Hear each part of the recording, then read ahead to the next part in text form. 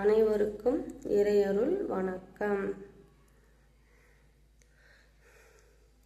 நான் வில்லியனூர், புதுச்சேரியில் இருக்கிற வில்லியனூர் சிவபெருமான் கோயிலுக்கு சென்றிருந்தேன் குடும்பத்தோட. அப்போ எனக்கு நந்தி பெருமான் சொல்கிறார், உனக்கு வளர்ச்சியில்லாத குழந்தைகள் அப்படி என்று சொல்லிட்டார்.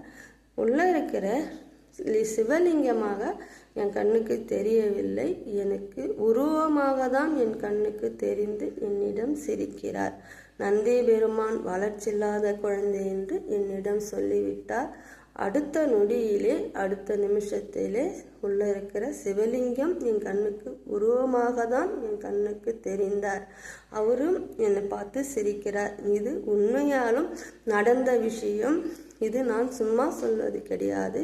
எனக்கு 10 வருஷ காலம் முன்னையே எனக்கு இறைவன் என்னிடம் பேசினார் என்பதை நான் உணர்ந்து இதை வரைக்கும் ஆனந்தமாகவும் சந்தோஷமாகவும் தான் நான் இருந்து கொள்கிறேன்.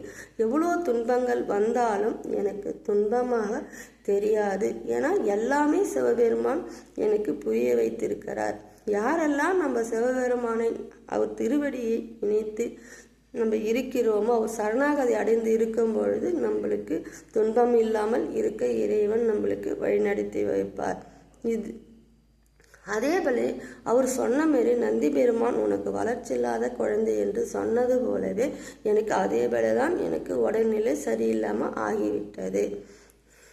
ஏனென்றால் நம்ம என்ன நினைக்கிறோமோ அதுக்கு தகுந்தாற் போல இறைவன் நம்மளை புரிய வைப்பார், நம்மளிடம் பேசுவார்.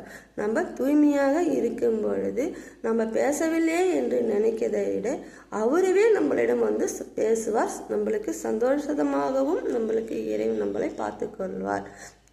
ஒரு நிமிஷமும் இறைவன் என்னிடம் பேசினதை நினைச்சு எவ்வளோ பெரிய எனக்கு ஒரு ஆனந்தம்.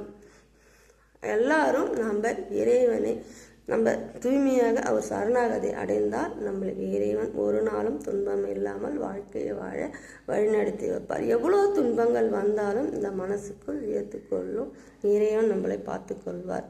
ஓம் நம சிவாய. அனைவருக்கும் நன்றி.